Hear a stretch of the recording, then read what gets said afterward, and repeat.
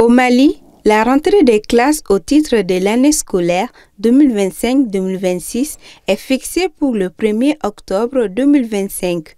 Dans ce contexte, le ministère de l'Éducation nationale a organisé ce mardi 16 septembre une rencontre d'échange avec les promoteurs d'écoles privées et les parents d'élèves afin de mieux planifier cette nouvelle reprise des cours. Ce matin, nous avons souhaité rencontrer les promoteurs d'écoles. Comme vous le savez, ces promoteurs privés accompagnent l'État en grande partie, surtout au niveau du secondaire, où ils constituent pratiquement 60 à 65% de nos effectifs. C'était des échanges très francs qui ont porté essentiellement sur les difficultés de l'année dernière, c'est-à-dire l'année scolaire 2024-2025, et sur les perspectives. Il y a quand même des difficultés. Ces difficultés ont été effectivement énumérées. Donc le ministère de l'Éducation prendra toutes les dispositions nécessaires alors pour y faire face et apporter les solutions nécessaires dans la mesure du possible et conformément alors au texte qui régisse effectivement le système éducatif malien.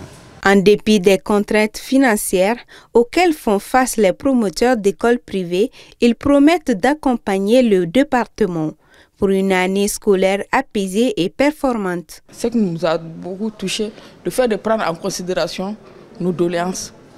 Et nous avons demandé l'accompagnement de nos établissements, surtout les établissements qui sont verrouillés. Les établissements qui sont verrouillés, on demande une solution rapide de ces établissements qui sont en suspense et qui ne vont pas avoir d'élèves pour l'orientation cette année parce qu'ils n'ont pas terminé avec les dossiers. L'école privée traverse un peu de turbulence, mais c'est dans un cadre financier.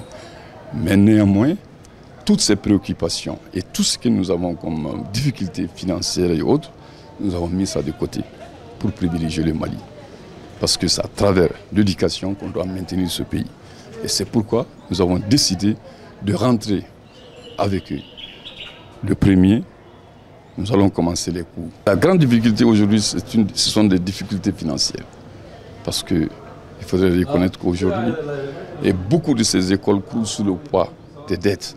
Parce que beaucoup de ces écoles sont en location et les bailleurs de fonds sont en train de les expulser. Donc ça, c'est une réalité.